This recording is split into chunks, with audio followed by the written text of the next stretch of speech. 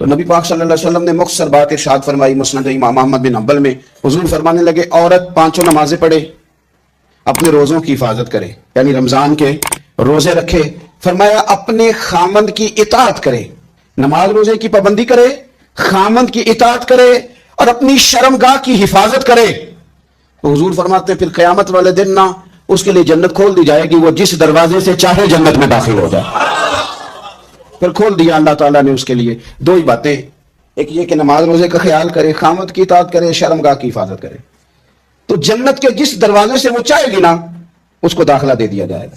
تو عورتوں نے بڑے مضبوط ایمان کا مظاہرہ کیا ہے، مضبوط ایمان کا. آج کل جدید خواتین جدت کا لیبل لگا کے سوسائٹی میں آئی ہیں، کہتی ہیں ہم نے سیاسی، سماجی، فلاحی، ملکی ان سب معاملات کے اندر پورا کردار ادا کرنا ہے. تو وہ چونکہ ایک حسین نعرہ لے کے آتی ہیں تو ہماری بیٹیاں، بچیاں، بہنیں، مائیں بعض اوقات حالات کے جبر کی وجہ سے، بعض اوقات وسوسوں کی کثرت کی وجہ سے وہ کسی نہ کسی طور پر اس تکلیف کا شکار ہو جاتی ہیں اور شیطان انہیں اپنی لپیٹ میں لیتا ہے. کرنے کا کام یہ ہے کہ عورتوں کو بتایا جائے کہ تمہارا اصل سبق ہے کیا، تمہارا دین کے اندر کردار کیا ہے، تمہاری فضیلت کیا ہے، حقوق کیا ہے، تمہیں کتنا نوازا گیا ہے. اور تمہارا کردار بڑا شاندار رہا، عورتوں کا بڑا تابناک اور خوبصورت کردار رہا ہے دین کے لیے ہمیشہ. بلکہ جتنے لوگ دین کے لیے تیار ہوئے، عالم ہوں، مجاہد ہوں، غازی ہوں، استاد ہوں، حافظ ہوں، ان سب کو تیار کرنے والی مائیں ہیں اور وہ پوری جد و جہد کے ساتھ بھیجتی، تیار کرتی، محنت کرتی. انہوں نے ان کی تیاری میں بھی اور آبیاری میں بھی خوب کردار ادا کیا. اب یہ کہ مزید آنے والی نسل میں جو ہماری بیٹیاں ہیں ان کو ہماری جو اسلاف میں خواتین گزری ہیں، ایک تو ان کے کردار سے ہمیں آگاہ کرانا چاہیے تاکہ بچیاں بجائے آج کی کسی جدید عورت سے جڑنے کی بجائے وہ سیدہ عائشہ صدیقہ سے جڑیں، وہ سیدہ پاک سیدہ فاطمہ الزہرا سے جڑیں. وہ جو کنیزیں ہیں حضور صلی اللہ علیہ وسلم کے دین کی، حضرت ام سلیم کے ساتھ جڑیں، حضرت ام شریک کے ساتھ جڑیں، حضرت ام امارہ کے ساتھ جڑیں. انہوں نے جڑنا ہو تو حضرت ام سلمہ کے ساتھ جڑیں. وہ ان سب خواتین کے ساتھ ان کا تعلق مضبوط ہو. اور دوسرا یہ بھی ایک بات یاد رکھیں کہ 40 50 60 عورتیں کسی جگہ نکل کے کوئی دھما چوکڑی کرتی ہیں تو وہ 22 کروڑ کے ملک میں رہنے والی ہماری پاک ماؤں کی نمائندہ کبھی بھی نہیں ہو سکتے. اس لیے دنیا ان کا چہرہ دیکھ کے، بلکہ ان کا مکروہ چہرہ دیکھ کے ہمارے گھروں میں حیا کا پردہ پہن کے بیٹھنے والی عورتوں کو اس پر کبھی بھی وہ قیاس نہ کریں. الحمدللہ آج بھی مائیں پاک دودھ پلاتی ہیں تو رسول اللہ کا نام جپنے والے بیٹے پیدا ہوتے ہیں. تو اس لیے کوئی ایسی مایوسی، کوئی ایسی کمزوری، کوئی یہ نمائندہ نہیں ہے. یہ تو کیونکہ دنیا میں ہمارے ہاں ہوتا یہ ہے کہ کوئی بندہ کوئی فضول بات کرتا ہے تو میڈیا اس کو کوریج زیادہ دیتا ہے تو لوگ سمجھتے ہیں پتہ نہیں کیا ہو گیا. ایسی کوئی بات نہیں ہے. یہ تو چند لوگ ہیں، وظیفہ خار ہیں، خریدے ہوئے لوگ ہیں اور ان کو جان بوجھ کے لا کے یہاں مسلط کیا جاتا ہے. معاذ اللہ پاکستان کی شکل دکھانے میں کچھ اپنے اس میں ملوث ہوتے ہیں تاکہ ایک بگڑی ہوئی صورت لوگوں کے سامنے پیش کی جائے. یہ وطن ہے داتا علی اجویری کا اور بابا فرید الدین مسعود گنج شکر کا. یہ اللہ والوں کا وطن ہے، یہ حضرت محدث اعظم پاکستان کا وطن ہے. اس کے اندر اس طرح کے لوگ کس طرح پنپ سکتے ہیں؟ کوئی ان کا وجود نہیں. تو قرآن حکیم نے ہمیں کہہ دیا کہ جو بھی نیک عمل کرے وہ مرد ہو یا عورت ہو، تخصیص کوئی نہیں، ہو مومن مرد ہو چاہے عورت ہو، فَلَنُحْيِيَنَّهُ حَيَاةً طَيِّبَةً، ہم اسے پاکیزہ زندگی عطا فرمائیں گے. اللہ کے پیارے رسول صلی اللہ تعالی علیہ وسلم نے ارشاد فرمایا، حضور علیہ الصلوۃ والسلام ارشاد فرماتے ہیں کہ مختصر سی بات ہے مسند امام احمد بن حنبل میں، انسان کے لیے جنت میں چلے جانا نا بہت بڑی کامیابی ہے. کیوں؟ اس لیے کہ اللہ کا دیدار بھی جنت میں اور مدینے والے محبوب کا قرب بھی جنت میں نصیب ہوگا. رسول کائنات علیہ السلام کے قرب میں بھی جگہ وہی جنت میں ملے گی. وہیں سب اللہ والوں کی زیارت ہے، وہیں سب کے لیے انعامات ہے، وہیں سب کا بسیرا ہے. قرآن مجید نے کہا اصحاب الجنتی هم الفائزون، اصحاب الجنتی هم الفائزون، یہ جو جنتی ہیں یہ کامیاب لوگ ہیں.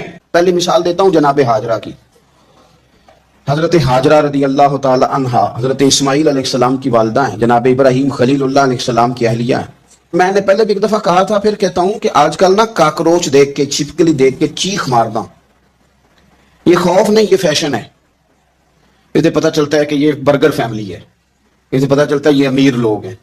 یعنی کاکروچ کھا جاتا ہے کہ چھپکلی کھا جاتی ہے، لیکن یہ نا جی وہ جی ہمارا بچہ چیخ مارتا ہے اس کو دیکھ کے، کیا مطلب ہے؟ بڑا پڑھا لکھا ہے جی، بڑی سوبر فیملی. یہ پڑھے لکھے نہیں، یہ بزدل ہونے کی علامت. कमजोर पड़ना, डरना, खौफ खाना, अल्लाह तबारक व तआला पर ईमान रखते हुए तवक्कुल में कमजोरी करना, माज़अल्लाह, मुसलमान का तो ये नजरिया नहीं ना होता। और मुसलमान औरतों का हर वक्त रोना कि नसीब पता नहीं कैसे होंगे, पता नहीं क्या बनेगा, मेरा तो कुछ बन ही नहीं रहा, जब बात करना रो के करना, जब सुनाना दुख ही सुनाना। यही हाल माँ का है, यही बहन का है, यही बेटी का है, इल्ला माशाअल्लाह कुछ अच्छी भी है। तो इस कदर ज्यादा कमजोर नजरियात मुसलमान औरतों के नहीं होते। और फिर सारी जिंदगी अगर याद करना है तो दुख याद करना है, सुख नहीं याद करना। जिंदगी के अंदर जहां किसी जगह आजमाइश आई उसका जिक्र रोज करना है, और जो आसानी आई उनको भूल जाना है। हजरत हाजरा को जनाब इब्राहिम खलीलुल्लाह अलैहिस्सलाम छोटा सा बेटा दे के वादिये गैर ज़ी ज़रईन में छोड़ आए, इतनी सी खजूरें, एक मशकीजा पानी का। उस खातून को वहां खड़ा किया, दूर दूर तक आबादी कोई नहीं, जंगल का समा है, परिंदे तक आके नहीं चहकते, कोई चीज नहीं दुनिया की। लेकिन ईमान इसको कहते हैं, ताकत इसको कहते हैं, कलमा पढ़ने के बाद खड़ा रहना और अपने तवक्कुल को मजबूत रखना इसको कहते हैं। हजरत इब्राहिम वापस लौट रहे थे तो जनाब हाजरा ने एक सवाल पूछा, बस एक। जनाब हाजरा अर्ज करती हैं, अल्लाह के खलील, ये अपनी मर्जी से छोड़ के जा रहे हो कि रब का हुक्म है? मेरे मालिक की मेरे बारे में यही फैसला है, यही रजा है, या आप अपनी मर्जी से छोड़ के जा रहे? तो जनाब खलील अलैहिस्सलाम फरमाने लगे, हाजरा नहीं, ये रब का फैसला है, ये अल्लाह की रजा है। तो आपको बुखारी में ये लफ्ज मिलेंगे। जनाब हाजरा कहने लगी, फिर आप फिक्र न करें, अगर रब का ये हुक्म है तो फिर मेरा रब हमें कभी भी जाया नहीं करेगा। ये मजबूती ईमान की, ये मजबूती, रब फिर हमें कभी जाया। ओ मेरे मिल्लत की बेटियों और बहनों, सारी उम्मीदें खामन से क्यों लगाती हो? सारी उम्मीदें बेटे और भाई से क्यों लगाती हो? सारी उम्मीदें दुनिया से क्यों लगाती हो? इस तरह करो, अपनी सारी उम्मीदें अपने रब के साथ वाबस्ता करो। रब की रजा पे, रब के फैसलों पे राजी रहना सीखो। अगर तुम यहां ठहर गई ना तो तुम्हारे फिर आंसू बहेंगे जरूर पर अल्लाह की बारगाह में, फिर तुम्हारी दुआएं के लिए हाथ उठेंगे जरूर पर उसका करम तलब कर, फिर कमजोर बातें नहीं करोगे। इस तरह ईमान औरतों का मजबूत था। इसी तरह हमारी जो असलाफ में खवातीन गुजरी हैं, सहाबियात, उनका ना तबलीग का जज्बा भी बड़ा मजबूत था, बड़ा मजबूत तबलीग का जज्बा। हजरत उम्मे शुरैक रदी अल्लाह ताला अन्हा कबीला बनु आमर से ताल्लुक रखती थी, पर मक्के में आई हुई थी। घर घर जाके रसूलुल्लाह का दीन बताती। उन दिनों में नहीं जिन दिनों में फूल फेंके जाते हैं तबलीग करने वालों पर, जिन दिनों में नारे लगते हैं उन दिनों में नहीं, उन दिनों में जब छुप छुप के लोग दीन की बात करते थे। हजरत ज़ैद बिन अरकम रदी अल्लाह ताला अन्हु के घर में लोग बैठ के दीन सीखते थे। ये खातून, मुझे आज कह लेने दे यार, मुझे कह लेने दे, वोटों की जरूरत हो तो औरतें घर घर चली जाती हैं, एक सीट की जरूरत हो तो बीबियों को घर घर भेज लिया जाता है। ये देखो, ये ईमान है रसूलुल्लाह सल्लल्लाहु अलैहि वसल्लम पर, सहाबियात का ये कमाल है कि घर घर वो भी गई हैं, पर वोट के लिए नहीं, रसूलुल्लाह के दीन के लिए, रसूलुल्लाह के दीन के लिए। घर घर हजरत उम्मे शुरैक जाती, जाके ना, और वो तरीका था ना, औरतों को कायल करती, बड़े कठिन हालात थे इस्लाम पर, एलानिया कोई बात नहीं कर सकता था। हजरत उम्मे शुरैक कहती है, मैं औरतों को बुलाती, कहती मेरी बात सुनो। जब वो करीब आती तो मैंने नबी पाक का दीन बताती, साइड पे करके कोने में, मैं ना थोड़ा थोड़ा, यार आप जरा इसका लुत्फ तो लें, इसका जायका तो देखें। हजरत उम्मे शुरैक कहती है, मैं घर घर जाती बताती, तो काफिरों को पता चल गया कि ये तबलीग करती है। उन्होंने मुझे बुलाया, कहने लगे तेरे बरादरी और कबीले का मसला ना होता तो हम तुझे कत्ल कर देते, अब हम तुझे वापस भेजते हैं। चंद मर्दों को मेरे साथ किया, मुझे घोड़े और ऊंट की नंगी पुश्त पर बांध लिया। नंगी पुश्त पर लंबा सफर करना मुश्किल होता है, पसीना है, बड़ी तकलीफ होती है घोड़े पर बैठ। अब वो कोई कजावा नहीं, कोई चीज नहीं, इसी तरह बांध के ले गए। और फरमाती है कि 3 दिन और 3 रातों का वो सफर था। रस्ते में वो खुद छांव में बैठते और मुझे बांध के धूप में डाल देते। 3 दिन मैंने जमीन पर चलने वाली किसी चीज की आवाज नहीं सुनी, लेकिन वो जब जब नबी पाक के दीन की बात पूछते तो मेरा कलेजा खुशी के साथ ठंडा हो जाता, आंखें खुल जाती और मैं कहती क्या बात है मेरे नबी पाक के दीन की। उस कैफियत में भी वो तबलीग की लज्जत अपनी जगह मौजूद। हज़रत उम्मे शुरैक रज़ी अल्लाह तआला अन्हा फरमाती है कि जगह उन्होंने मुझे लिटा दिया बांध कर, प्यास बड़ी शदीद थी, पानी पीने को देते नहीं थे, रोटी खाने, एक औरत की बात कर रहा हूं, ये खातून की बात कर रहा हूं। आजकल तो हमारे बच्चे शाम को सालन ठीक ना पका हो तो मोबाइल तोड़ देते हैं। ये कौम नहीं मैदानों में जा सकती, जिहाद नहीं कर सकती।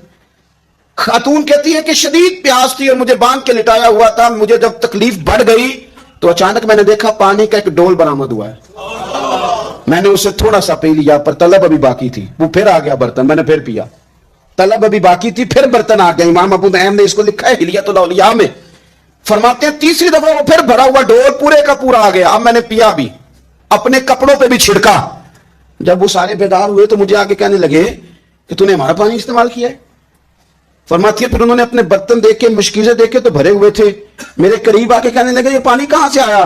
तो मैंने कहा तुम अभी मेरा अकीदा नहीं समझे, ये मेरे रब ने मुझे दिया है, मेरे रब ने मुझे दिया। फरमाती है मुझे बांध के ले जा रहे थे, पर जब मेरी बात सुनी ना तो बोल के कहने लगे हमें समझ आ गई है, तेरा दीन हमारे दीन से बेहतर है, तेरा अकीदा हमारे अकीदे से बेहतर है। और एक रवायत में यूं भी है कि वो बांध के ले जा रहे थे, पर ये कमाल देखा तो कलमा पढ़ के मदीने वाले के गुलाम बन गए।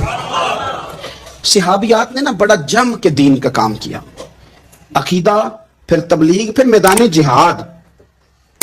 औरतें जिहाद में जाया करती थी, वो जख्मियों को पानी पिलाती थी, मरहम पट्टी करती थी, पहले अपने जिस्म के साथ बड़ी बड़ी पट्टियां लपेट के ले जाती, जहां किसी जख्मी को जरूरत होती वो पट्टियां करती, और असाबी तौर पर मजबूत रह के मैदान के अंदर जिहाद में बंदा करता है जो यकीन कामिल की दौलत जिसे नसीब हो, जिसे पता हो कि ये मैं मरूंगा तो मेरा मरना रहेगा नहीं, अल्लाह मुझे शहादत का दर्जा अता फरमाएगा।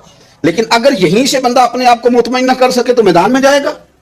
यकीन कामिल हो, अगर हो यकीन कामिल पैदा तो फिर कट जाती हैं जंजीरें, फिर इंसान आगे मजबूती से आगे बढ़ता है। नबी पाक सल्लल्लाहु अलैहि वसल्लम जब जिहाद के लिए तशरीफ ले जाते ना तो औरतों पर किसी ना किसी शख्स को नुमाइंदा बना के छोड़ के जाते थे। एक दफा मौला अली शेर खुदा को भी छोड़ के गए, हज़रत अब्दुल्लाह इब्ने मखतूम रदी अल्लाह तआला अन्हु को भी एक दफा छोड़ के गए। एक मौके पर ना हुजूर ने औरतों को एक जगह पे छोड़ा पीछे, तो वो किला था हज़रत हसन बिन साबित रदी अल्लाह तआला अन्हु, बड़ा मजबूत किला था। उस किले के अंदर खवातीन सारी महफूज करके उनको वहां बिठा दिया गया। हुजूर जिहाद के लिए चले गए। अब वहां किले में औरतों को इसलिए रखा गया था कि यहां यहूदी भी हैं, तो ऐसा ना हो कि हम बाहर लड़े तो वो अंदर से कोई शरारत कर दें, लिहाजा औरतें महफूज रहें। हजरत हसन बिन साबित रदी अल्लाह तआला अन्हु की ड्यूटी थी तलवार लेके हिफाजत करने की, तो एक यहूदी आ गया, वो अब तो करने लगा, तजस्सुस करने लगा कि यहां औरतें हैं तो कोई मर्द भी है कि नहीं, दाएं बाएं देखने लगा। हजरत सफिया रदी अल्लाह तआला अन्हा ने तवज्जो की, जनाब हसन बिन साबित से कहने लगे एक मिनट लगा इसकी गर्दन मार दे, ऐसा ना हो कि ये जाके बता दे, गर्दन उड़ा दे। हजरत हसन बिन साबित जरा थोड़ी कोशिश करने लगे, इरादा करने लगे, आगे बढ़ने लगे, तो अभी वो तैयारी में ही थे तो हजरत सफिया रदी अल्लाह तआला अन्हा खुद निकली पीछे से होके, जरा सा एक सुतून के पीछे छुपी, हाथ में बड़ा सा डंडा पकड़ा, वो आपके करीब से गुजरने लगा। तो ये खातून की बात कर रहा हूं, खातून की, किसी मर्द की जरूरत है औरत को तंग कर जाए? शर्त यह है कि औरत के अंदर भी तो गैरत ईमानी होना, उसके अंदर भी तो वो कुव्वत होना, ऐसा ना हो कि वो कमजोर पड़ जाए। हाथ के अंदर डंडा था, जब वो यहूदी पास से गुजरने लगा तो अल्लाह अकबर कह के बीबी ने इतने जोर से मारा डंडा, हुजूर की पुप्पो ने एक ही डंडा खाया और वो जमीन पे ढेर हो गया। हजरत सफिया निकली और जनाब हसन बिन साबित से कहने लगी मुझे आती है शर्म, क्योंकि जब किसी को मार दिया जाए तो उसका माल माले गनीमत है ना काफिर का, अब इसकी जिरा उतारनी है, इसकी तलवार लेनी है। फरमाया मुझे शर्म आती है, वो मर्द है, इस तरह करो मार मैंने दिया, सामान तुम उतार के ले आओ। ये कुव्वत थी मुसलमान औरतों के अंदर, ये शौक था, ये जज्बा था।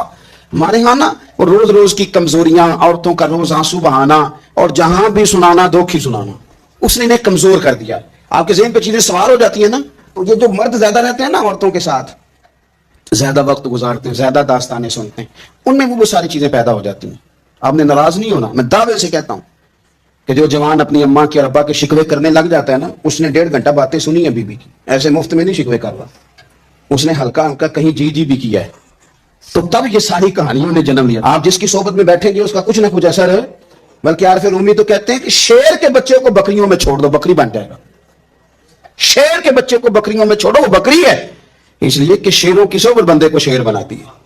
तो जब बैठना ही नहीं है, बातें ही सारा दिन ये वाली सुननी है, हर वक्त रहना ही इसी दास्तान में, फिर कमजोर बातें, फिर अपने माजी के दुख, फिर पता नहीं क्या। आपने नाराज नहीं होना, मैं बात जवानों की बातें सुन के मेरा दिल करता है कि इसे कहूं यार तू क्या बात कर रहा है, अपना कद देख, तो अपनी उम्र देख, रब ने तुझे मर्द बनाया है, तू कमाल आदमी है, तू खड़ा हो। अगर इस तरह उम्मत मुस्लिमा के नौजवान रहेंगे तो मैदानों में किसने निकलना? बात बात पे रो जाना, बात बात पे सहम जाना, हालात के सहमे हुए लोगों को बता दो हालात बदल जाते हैं, एक जैसे नहीं रहते। आपकी तबीयत में दलेरी और वकार होना चाहिए। हजरत अस्मा बिनत अबी बकर सिद्दीक, हजरत सिद्दीक अकबर रदी अल्लाह तआला अन्हु की वो साहिबजादी हैं जो हजरत आयशा की बड़ी हमशीरा है। रात को गाड़े सौर में मर्द जाते डरते हैं, आज भी डरते हैं, और जनाब अस्मा नबी पाक की रोटी लेके जाया करती थी। फिर अल्लाह ने इनको बेटा दिया, हजरत अब्दुल्ला बिन जुबैर, ये हुजूर की पुप्पी के नवासे हैं। हजरत जुबैर बिन अवाम अशरा मुबशरा से अभी उनके बेटे हैं, और ये वो खुशबख्त जवान है जिसको गुट्टी नबी पाक ने अपने लुआबे दहन से अता फरमाई। یزیدی فوجوں کے خلاف امام حسین کے بعد جو آدمی باقاعدہ مرتب فوج کے ساتھ میدان میں آئے وہ حضرت عبداللہ ابن زبیر ہیں. مرتب کر کے اپنا لشکر لے کے نکلے. حضرت اسماء بوڑھی ہو گئی تھی, 90 سال عمر تھی, نظر نہیں آتا تھا. حضرت عبداللہ ابن زبیر جب لڑے یزیدی فوجوں کے خلاف تو کچھ ساتھی شہید ہو گئے, کچھ کے قدم پیچھے ہٹ گئے. حضرت عبداللہ ابن زبیر ماں کے پاس آئے اور ماں سے آ کے کہتے ہیں اماں میرے کچھ ساتھی کمزور پڑ گئے, کچھ شہید ہو گئے, اور یہ بڑے سخت لوگوں کی فوج سے ہمارا مقابلہ ہے, تو اس وقت تیرے ساتھ کوئی خدمت گزار نہیں, میں تیرا اکیلا سہارا ہوں. ماں تو بتا میں کیا کروں, آگے جاؤں کہ واپس مڑوں؟ نابینا ہیں حضرت اسماء, عمر ہے 90 سال, بیٹے کی پشت پہ ہاتھ رکھ کے کہتی ہیں پتر پہلے یہ بتا کہ تو حق پہ ہے کہ نہیں, تو حق پہ ہے کہ نہیں. ان ماں کی گود میں اسلام پلا کرتا تھا, حق پہ ہے کہ نہیں. تو حضرت عبداللہ ابن زبیر کہنے لگے اماں میں حق میں ہوں. تو حضرت اسماء کہنے لگے پتر پھر میدان میں جا اور میرا پتر ایک میرے ساتھ وعدہ کر, کوئی بھی تیر پشت پہ نہ کھانا, سارے سینے پہ کھا کے آنا. حضرت عبداللہ ابن زبیر کہنے لگے اماں یہ بڑے ظالم قسم کے دشمن ہے, یہ آنکھیں نکال دیتے ہیں, ہونٹ کاٹ دیتے ہیں, جسم کے ٹکڑے ٹکڑے کرتے, تو سہ لے گی؟ کیا جواب ہے, کیا طاقت ہے, کیا ہمت ہے. حضرت اسماء فرمانے لگی پتر بکرے کو نہ صرف ذبح ہوتے وقت تکلیف ہوتی ہے, کھال اترتے وقت کوئی تکلیف نہیں ہوتی. جا میرا بیٹا میدان میں. حضرت عبداللہ ابن زبیر شہید کر دیے گئے. ان کی لاش مبارک مکہ مکرمہ کے چوک میں جنت المعلہ کے پاس لٹکا دی گئی. حجاج بن یوسف نے حضرت اسماء کو بلایا اور بلا کے کہنے لگا تجھے پتہ ہے تیرا بیٹا لٹکا ہوا ہے؟ فرمانے لگی ہاں مجھے پتہ ہے, یہ بچپن سے ہی شاہ سوار ہے, یہ گھوڑوں پہ رہنا ہی پسند کرتا تھا. اور پھر کیا جملہ کہا. حجاج کے لوگ کہتے ہیں یہ فوجوں میں اور تلواروں کی جھنکار میں کبھی نہیں کانپا تھا, پر حضرت اسماء جو نابینا ہیں ان کے جملوں نے نرزہ طاری کر دیا. فرمانے لگی حجاج میرا پتر لٹک گیا ہے, کہیں تیرے آگے جھکا تو نہیں نا, لٹک ہی گیا ہے, جھکا تو نہیں میرا پتر. 14 دن تک لٹکے رہے, لاش مبارک لٹکی رہی, لیکن حضور کا لعاب دہن تھا نا.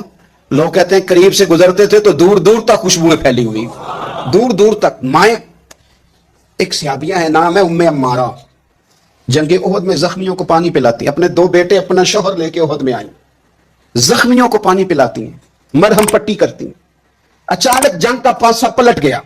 وہ درے پہ جو لوگ حضور نے مقرر کیے تھے وہ غلط فہمی کی وجہ سے درہ چھوڑ گئے, حالات اور ہو گئے, عجیب سا ماحول ہو گیا. پھر یہ بھی افواہ پھیلا دی گئی کہ معاذ اللہ حضور شہید کر دیے گئے. لوگوں کے حوصلے بڑے اور رنگ اختیار کرنے لگے. حضور کے گرد تھوڑے سے لوگ رہ گئے. او میرے بھائیوں, او ملت کی بیٹیوں بہنوں, یہ ہے تمہارا انداز دین کی خدمت میں, یہ خواتین کا انداز ہوتا ہے.